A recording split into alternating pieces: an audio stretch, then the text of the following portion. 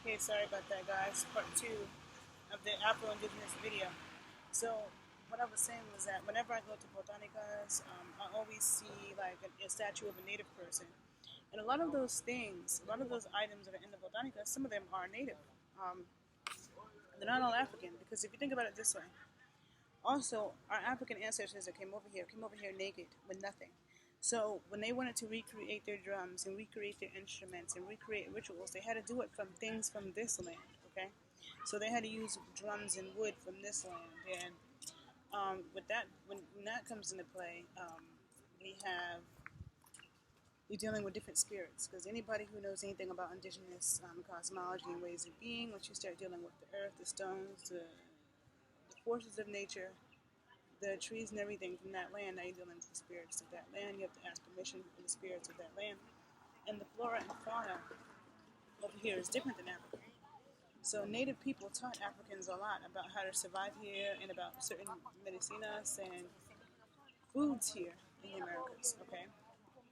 So there's a lot of exchanging of knowledge. And that's one thing I love about New Orleans, because in New Orleans, the black Indian tradition, the Mardi Gras Indian tradition, um, is something that highly acknowledges and documents that history. They teach that history, and it's a way of giving thanks. And so that's very much present in New Orleans. It's very much present in Florida. It's very much present in North Carolina. It's present all over the Americas. This African native mix. I mean, look at Beyonce's mom. She doesn't. She looks like a Mexican or something. You know. When I watch Real Housewives of Atlanta, Candy's mom looks straight up Cherokee to me. Straight up Cherokee. As does on Real Housewives of Atlanta, Portia's mom looks straight Native American. Shaka Khan looks very Native American to me. So when we start to open up our eyes, think critically to see these features. Um, and so if most of us black people over here are not 100% black, we're not 100% African, I'm sorry, most of us over here are not 100% African, but we're still considered black. So therefore, you can't say that for someone to be native, they have to be 100% native. Because why does everybody else have to be 100% white to be white, 100% native to be native, but then we don't have to be 100% African to be black? There's black people over here with a whole bunch of white blood, with a whole bunch of Asian blood, and a whole bunch of other stuff. Like, I see black people over here don't even look black, you know? So it doesn't make sense. And here goes the sun again, moving. Let's see.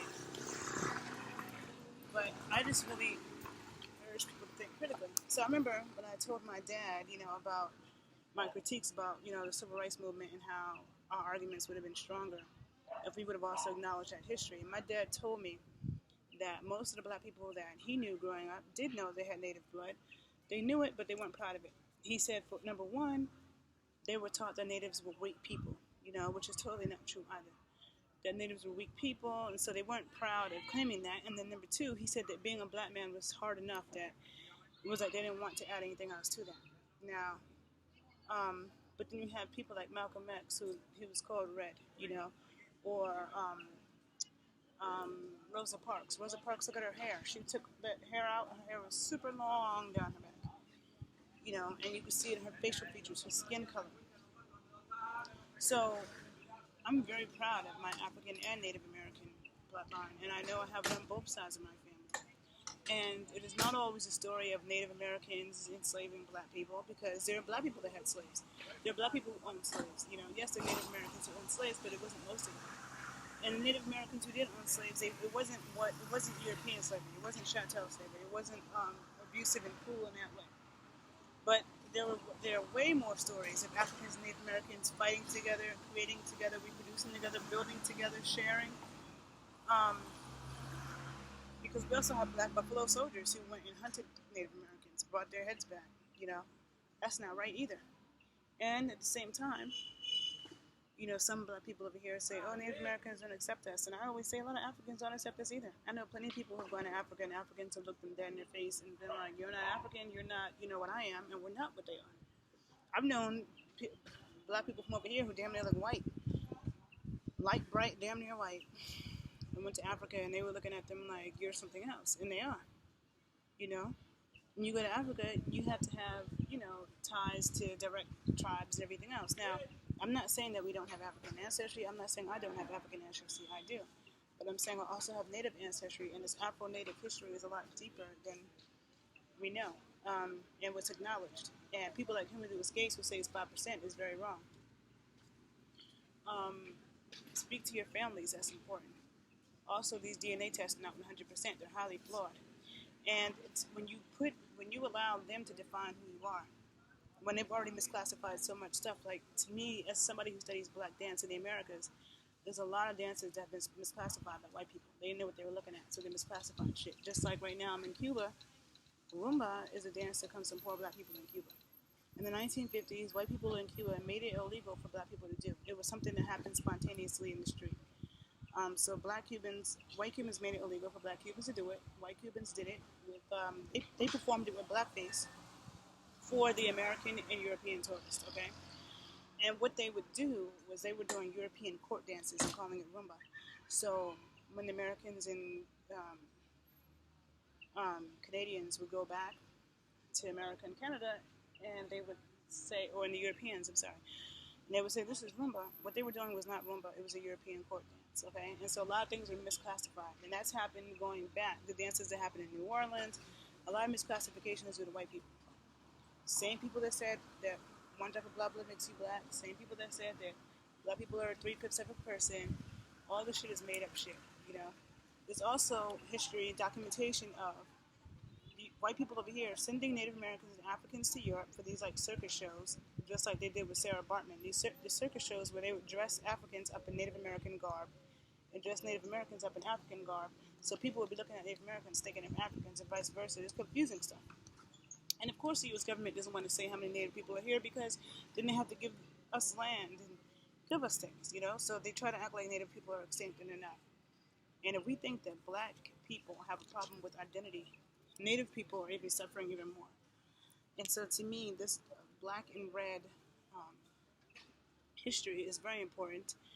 I urge you all to speak to your families, because I know when I post on Facebook and I ask any black people I know who can tell me the native tribes in their family, there's so many tribes I never heard of in Alabama and Mississippi, like all these native tribes that black people I know knew were in their family line. But now one of us can say that where we've come from in Africa, you know, like I don't have any idea what tribe I descend from in Africa. But a lot of us do have direct ties to the native tribes. And I live here, and this is where I always plan on living. So this stuff is important. And I think it's disrespectful to just ignore native history while we live in America. It's the only place I feel like where people can go and act like they don't see the native people. They don't recognize or acknowledge them. Like when people go to Africa, they know they're looking at an African. When people go to China, they know they're looking at a Chinese person. When people go to India, same thing. People go to fucking Hawaii, they know they're looking at a Hawaiian. People go to Australia, they know when they're looking at an Aborigine, even though there's not many. But here, it's like people see Native people all the time, and they think they're black, they think they're white, they think they're Hispanic or some other. I know I have a Navajo friend who looks Chinese. When I first met him, I thought he was Chinese, and he told me, I'm Navajo, speaks in his native language and everything.